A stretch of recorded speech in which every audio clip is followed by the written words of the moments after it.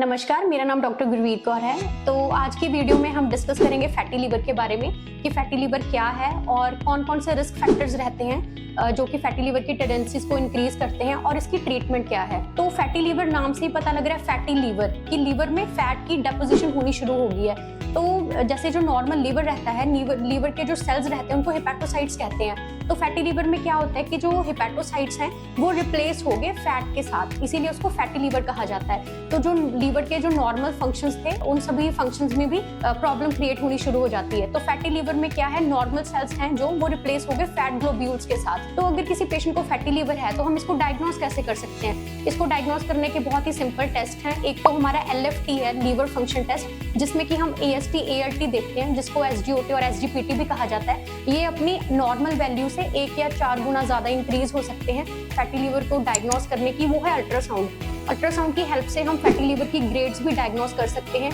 कि fatty liver की grade कौन सी है, ग्रेड 1 है या ग्रेड 2 है।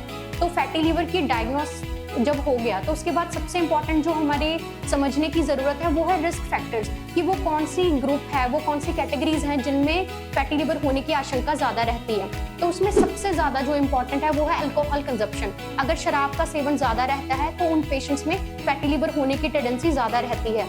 इसके अलावा और कौन सी कैटेगरीज हैं जिनमें फैटी लिवर होने की आशंका ज्यादा रहती है, वो है अनकंट्रोल्ड डायबिटीज। अगर आपकी शुगर कंट्रोल नहीं है तो फैटी लिवर होने के चांसेस बहुत ज्यादा रहते हैं।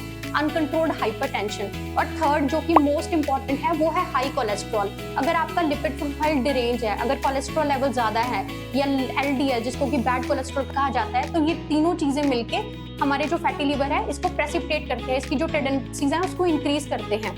तो मैंने अभी आपको रिस्क फैक्टर्स के बारे में बताया जो कि फैटी लिवर को इंक्रीज करते हैं।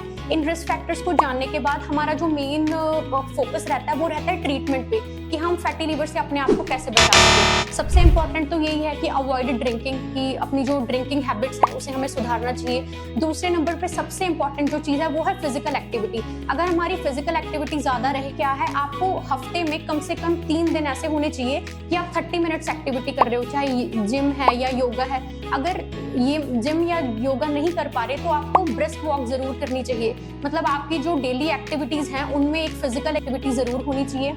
इसके अलावा सबसे इंपॉर्टेंट है जो लो फैट डाइट, क्योंकि आजकल जो डाइट है वो सबसे इंपॉर्टेंट रीजन बनता जा रहा है फैटी लिवर का, क्योंकि जो हमारी डाइटरी हैबिट्स हैं, हमारे लाइफस्टाइल मॉडिफिकेशंस हैं, वो वैसे ही बनते जा रहे हैं जो कि फैटी लिवर और हमारी और बीमारियां, डायबिटीज, हाइपरटेंशन, जिनकी टेंडेंसीज को इंक्रीज कर रहे हैं। तो आपको जो आपकी डाइट है उसमें लो फैट डाइट इंक्लूड करनी है। आपको अपनी हाइड्रेशन अच्छी रखनी है, दिन में कम से कम 2-3 लीटर पानी लेना है, सैलेड वगैरह ज्यादा रखने हैं। और सबसे इंपॉर्टेंट जो लास्ट मोड ऑफ ट्रीटमेंट रहता है फैटी लिवर का वो है विटामिन ई। विटामिन ई का फैटी लिवर को रिड्यूस करने में बहुत अच्छा इफेक्ट है। विटामिन डी के कैप्सूल्स भी खा सकते हैं आप, टैबलेट फॉर्म में विटामिन ई आता है। इसके अलावा विटामिन डी कुछ फूड आइटम्स भी हैं जिसमें अवेलेबल रहता है, जैसे वॉलनट्स हो गया, एलमंड्स हो गया, वेजिटेबल ऑयल हो गया। तो ये तीनों चीजें हैं जिनमें विटामिन ई काफी रिच अमाउंट में रहता है। हम फिजिकल एक्टिविटी करें और अपनी डाइटरी मॉडिफिकेशंस करें तो हम जो फैटी लिवर से होने वाले हमारे जो लीवर के फंक्शंस जो डिस्टर्ब होने वाले हैं हम उनको रोक सकते हैं। तो अगर आपको लीवर के रिलेटेड कोई इश्यूज हैं तो आप कभी भी हमें मिल सकते हैं और अपनी क्वेरीज पूछ सकते हैं। Thank you.